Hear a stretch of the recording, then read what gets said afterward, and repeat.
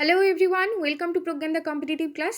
আজকে আমি আবারও একটি নতুন ক্লাস নিয়ে চলে এসেছি। আজকের ক্লাস থাকছে যারা প্রাইমারি ইন্টারভিউ প্রিপারেশন নিচ্ছ তাদের জন্য। আমি অলরেডি তোমাদের 8টা ক্লাস দিয়ে দিয়েছি, আজ থাকছে 9 নম্বর ক্লাস। তোমরা কিন্তু যারা আগের ক্লাসগুলো দেখোনি তারা কিন্তু অবশ্যই দেখে নেবে। প্রত্যেকটি ক্লাসই খুবই গুরুত্বপূর্ণ। আর আজ থাকছে 15টা প্রশ্ন নিয়ে ক্লাস। তোমরা প্রথম থেকে শেষ পর্যন্ত দেখো, আশা করি প্রত্যেকটা প্রশ্ন তোমাদের ভালো লাগবে। তাহলে চলো আজকের ক্লাস শুরু করা যাক। আজকের প্রথম প্রশ্ন হচ্ছে, ঘনক এবং ঘনবস্তুর মধ্যে পার্থক্য কী? তাহলে ঘনক আর ঘনবস্তুর মধ্যে পার্থক্য আমরা দেখে নেব। প্রথমে দেখো যে ঘনবস্তু কাকে বলছে, না যার যে সকল বস্তুর দৈর্ঘ্য, প্রস্থ, উচ্চতা আছে তাদের বলছে আমরা ঘনবস্তু।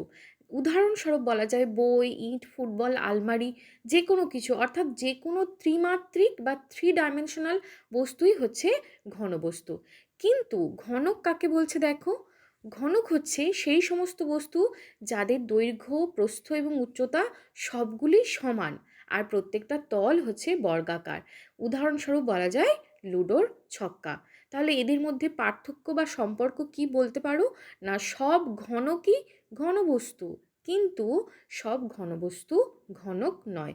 অর্থাৎ যে সকল ঘনবস্তুর দৈর্ঘ্য, প্রস্থ, উচ্চতা সমান তাদের আমরা বলছি ঘনক। ঠিক আছে, পরবর্তী প্রশ্ন দেখো। প্রশ্ন হচ্ছে যে লসাগু এবং গসাগুর মধ্যে সম্পর্ক কী? তাহলে যে কোনো যদি দুটো সংখ্যা নিয়ে নেওয়া হয়, দুটি সংখ্যার যে লসাগু এবং গসাগু তাদের যে গুণফল সেটা ওই দুটো সংখ্যার নিজস্ব গুণফলের সমান হবে। অর্থাৎ লসাগু গুণিত গসাগু সমান সংখ্যা দুটির গুণফল। যে সংখ্যা দুটির লসাগু এবং গসাগু বের করা হয়েছে তাদের গুণফল হচ্ছে ওই সংখ্যা দুটির লসাগু এবং গসাগুর গুণফলের সমান। ঠিক আছে, পরবর্তী প্রশ্ন দেখো। বলছে যে কোনো সংখ্যার ফেস ভ্যালু এবং প্লেস ভ্যালুর মধ্যে সম্পর্ক কী? খুব গুরুত্বপূর্ণ একটা প্রশ্ন। ফেস ভ্যালু এবং প্লেস ভ্যালুর মধ্যে পার্থক্য বা সম্পর্ক কী সেটা দেখে নাও। যে ফেস ভ্যালু বা স্বকীয় মান কাকে বলছে, কোনো সংখ্যার একটি অঙ্কের নিজের যা মান তাকেই তার ফেস ভ্যালু বা স্বকীয় মান বলবো। যেমন দেখো, উদাহরণস্বরূপ বলা যায় 642, এই সংখ্যাটিতে 4-এর ফেস ভ্যালু সবসময় কিন্তু 4ই থাকবে। ঠিক আছে, সেটার কিন্তু কোনো পরিবর্তন হবে না। অর্থাৎ কোনো সংখ্যার অঙ্কের যাই ভ্যালু তার ফেস ভ্যালু আমরা সেটাকেই বলবো। কিন্তু প্লেস ভ্যালু কাকে বলছি দেখো, প্লেস ভ্যালু কথাটার মধ্যেই রয়েছে যে স্থানীয় মান। অর্থাৎ কোনো সংখ্যার একটি অঙ্ক যে অবস্থানে, অর্থাৎ একক, দশক বা শতক যে অবস্থানে রয়েছে সেই অনুযায়ী তার মান যা হয় তাকে আমরা বলছি প্লেস ভ্যালু। তাহলে একই উদাহরণই নিয়েছি যে 642 সংখ্যাটি 4 দশকের ঘরে রয়েছে, মানে সংখ্যাটিতে 4 দশকের ঘরে রয়েছে, তাই এখানে প্লেস ভ্যালু দেখো 4 × 10 অর্থাৎ 40। যদি আমরা বলি 6 এর প্লেস ভ্যালু হচ্ছে 6 × 100 অর্থাৎ 600। ঠিক আছে, 600। তাহলে মূল পার্থক্যটা আমরা কোথায় পাচ্ছি দেখো, যে মূল পার্থক্য হচ্ছে ফেস ভ্যালু সব সময় স্থির থাকে।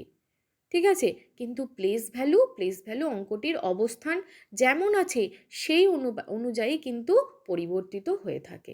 ঠিক আছে, পরবর্তী প্রশ্ন দেখো। প্রশ্ন হচ্ছে যে ক্ষুদ্রতম স্বাভাবিক সংখ্যা কোনটি? খুবই কনফিউজিং করে দেয় এই প্রশ্নগুলো ইন্টারভিউ হলে। তাহলে ক্ষুদ্রতম স্বাভাবিক সংখ্যা বা ন্যাচারাল নাম্বার 0 না 1-এর মধ্যে কোনটি হবে? দেখো, 1 হচ্ছে ক্ষুদ্রতম স্বাভাবিক সংখ্যা বা ন্যাচারাল নাম্বার। 0 কিন্তু পূর্ণ সংখ্যা বা ইন্টিজার নাম্বার, এটা কিন্তু ন্যাচারাল নাম্বার বা স্বাভাবিক সংখ্যা নয়। ঠিক আছে, এরপর দেখো যে তাহলে স্বাভাবিক সংখ্যা এবং পূর্ণ সংখ্যার মধ্যে সম্পর্ক কী? তাহলে দেখো, প্রথমে স্বাভাবিক সংখ্যা কাকে বলে পরিষ্কারভাবে আমি লিখে দিয়েছি যে স্বাভাবিক সংখ্যা হচ্ছে 1 থেকে শুরু ধনাত্মক অখণ্ড সংখ্যা, অর্থাৎ 1 2 3 4 5 এইভাবে যে শুরু যাচ্ছে সংখ্যাগুলো ধনাত্মক পজিটিভ সংখ্যা, সেগুলোকে পজিটিভ এবং অখণ্ড ফ্র্যাকশনাল বা ভগ্নাংশ সংখ্যা নয়, কিন্তু 1 2 3 4 5 করে সমস্ত পজিটিভ অখণ্ড সংখ্যাকে আমরা বলছি স্বাভাবিক সংখ্যা। এখানে দেখো শুরু থেকে হচ্ছে না 1 থেকে শুরু হচ্ছে, 0 থেকে নয় কিন্তু। তাহলে ক্ষুদ্রতম স্বাভাবিক সংখ্যা হচ্ছে 1, 0 নয়। আর পূর্ণ সংখ্যা কাকে বলছে? পূর্ণ সংখ্যা বা ইন্টিজার নাম্বার হলো শূন্য সহ সকল ধনাত্মক এবং ঋণাত্মক অখণ্ড সংখ্যাকে আমরা বলছি পূর্ণ সংখ্যা বা ইন্টিজার নাম্বার। এখানে কিন্তু 0, 1, 2, 3 একদিকে চলে যাচ্ছে, আর একদিকে দেখো থাকছে -1, -2, -3 এগুলো থাকছে।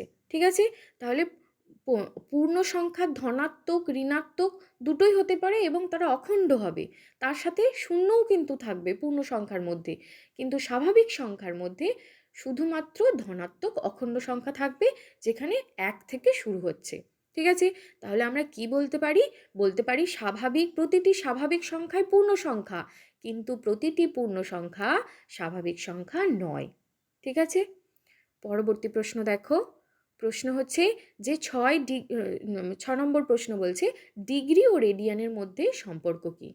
খুব ভালো একটা প্রশ্ন এবং খুব ছোট্ট প্রশ্ন। ডিগ্রি আর রেডিয়ানের সম্পর্ক হচ্ছে যে 180 ডিগ্রি সমান পাই রেডিয়ান। ওকে, এর বেশি কিছু বলার দরকার নেই। পরবর্তী হচ্ছে যে ইন্ডাকটিভ এবং ডিডাকটিভ মেথডের মধ্যে পার্থক্য কী? ইন্ডাকটিভ এবং ডিডাকটিভ মেথডের মধ্যে পার্থক্য কী? এই ইন্ডাকটিভ এবং বা যেটাকে আমরা বলছি আরোহী পদ্ধতি এবং ডিডাকটিভ যেটাকে বলছি অবরোহী পদ্ধতি, এটা কিন্তু এই দুটো হচ্ছে পাঠদানের দুটো বিপরীত পদ্ধতি। কীরকম না, আরোহী পদ্ধতি দেখো বলছে যে আরোহী পদ্ধতি উদাহরণ থেকে সাধারণ সূত্রে অর্থাৎ কংক্রিট থেকে অ্যাবস্ট্রাক্টে যাওয়া যায়, যা শিক্ষার্থীদের সক্রিয় রাখে এবং এটি একটি শিক্ষার্থী কেন্দ্রিক পদ্ধতি। ঠিক আছে, অর্থাৎ বিভিন্ন রকম বাস্তবের যে উদাহরণ থেকে তারপরে আমরা একটা সাধারণ সূত্রে পৌঁছাই। ঠিক আছে, অন্যদিকে অবরোহী বা ডিডাকটিভ বলতে কি বোঝায় না, অবরোহী বলতে বোঝাচ্ছে যে উদাহরণ মানে সূত্র থেকে মানে নিয়ম বা সূত্র থেকে উদাহরণে আসবো, অর্থাৎ অ্যাবস্ট্রাক্ট থেকে কংক্রিটে আসবো, আর এটি একটি শিক্ষক কেন্দ্রিক পদ্ধতি। ঠিক আছে, তাহলে আরোহী পদ্ধতি শিক্ষার্থী কেন্দ্রিক এবং অবরোহী পদ্ধতি আমরা সাধারণত শিক্ষক কেন্দ্রিক পদ্ধতি বলে থাকি। ঠিক আছে, পরবর্তী প্রশ্নটাও কিন্তু খুবই গুরুত্বপূর্ণ, এটাও কিন্তু বারবার করা হচ্ছে, তাই আমি এটা ইনক্লুড করে দিয়েছি যে বদমাশ রুলটা কি? বদমাশ, এই রুলটা হচ্ছে একটা গুরুত্বপূর্ণ রুল। কিসের জন্য ব্যবহার করা হয় দেখো? বদমাশ নিয়ম হচ্ছে গণিতের সরলীকরণ অঙ্ক সঠিক ক্রমে সমাধান করার জন্য একটি সূত্র। এটি নির্দেশ করে প্রথমে বি ফর হচ্ছে ব্র্যাকেট, আর ও ফর হচ্ছে অর্ডার্স বা সূচকের কাজ, তারপরে হবে মানে প্রথমে হবে বন্ধনীর কাজ, দেন হবে সূচকের কাজ, তারপর হবে ডিভিশন বা ভাগের কাজ, দেন হবে মাল্টিপ্লিকেশন বা গুণের কাজ, এবং তারপরে হবে যোগ বা অ্যাডিশনের কাজ, এবং সর্বশেষে ওই যে সরলীকরণের সাবস্ট্রাকশন বা বিয়োগের কাজ করতে হবে। এটাই হচ্ছে বদমাশ রুল। ঠিক আছে, এইটা কিন্তু বারবার জিজ্ঞেস করা হচ্ছে, ভালো করে দেখে নেবে। B for bracket, O for order, D for division, M for multiplication, A for addition এবং এস ফর সাবস্ট্রাকশন। ওকে, পরবর্তী প্রশ্ন দেখো যে কোন রাজ্যে প্রথম মিড ডে মিল স্কিম চালু হয়েছিল? উত্তর হচ্ছে তামিলনাড়ু স্টেটে প্রথম মিড ডে মিল স্কিমটা চালু হয়েছিল। পরবর্তী দেখো প্রশ্ন হচ্ছে যে মিড ডে মিল স্কিমের বর্তমান নাম কি? মিড ডে মিল স্কিমটার বর্তমান নাম হচ্ছে পিএম পোষণ বা প্রধানমন্ত্রী পোষণ শক্তি নির্মাণ। ওকে, পরবর্তী দেখো জ্ঞান ও বুদ্ধির মধ্যে সম্পর্ক কি? খুব ভালো একটা প্রশ্ন। জ্ঞান আর বুদ্ধির মধ্যে সম্পর্ক কি না, জ্ঞান হলো অর্জিত তথ্যের ভাণ্ডার, পড়াশোনা পর্যবেক্ষণ এবং অভিজ্ঞতার মাধ্যমে মানুষ জ্ঞান লাভ করে। আর বুদ্ধি কি? বুদ্ধি হলো ওই অর্জিত যে জ্ঞানটা সেটাকে কাজে লাগিয়ে নতুন পরিস্থিতিতে সমস্যা সমাধানের গতিশীল এবং সৃজনশীল ক্ষমতা, তাকেই আমরা বুদ্ধি বলছি।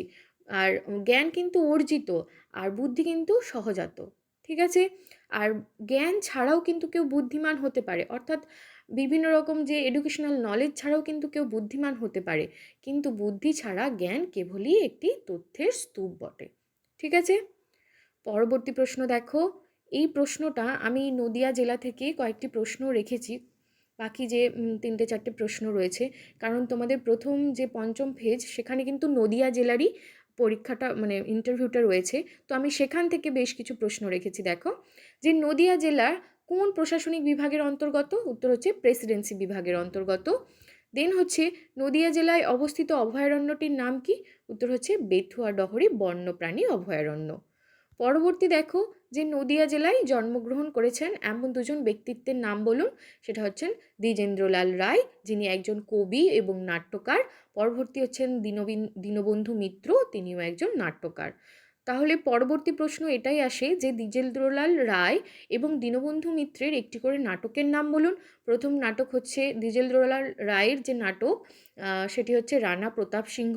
এছাড়া মেবার পতন বা শাহজাহান, এই সমস্ত নাটকগুলি হচ্ছে দ্বিজেন্দ্রলাল রায়ের লেখা। আর দীনবন্ধু মিত্রের লেখা হচ্ছে নীলদর্পণ। খুব বিখ্যাত নাটক নীলদর্পণ নাটকটি দীনবন্ধু মিত্রের লেখা। ঠিক আছে, তাহলে আজকের ক্লাসে এই 15টি প্রশ্ন নিয়েই ছিল। যদি ক্লাস ভালো লাগে অবশ্যই একটি লাইক করো, এবং আরও কোন কোন বিষয়ের ওপর তোমরা ক্লাস চাইছো আমাকে কমেন্ট সেকশানে জানিও। ঠিক আছে, থ্যাংক ইউ।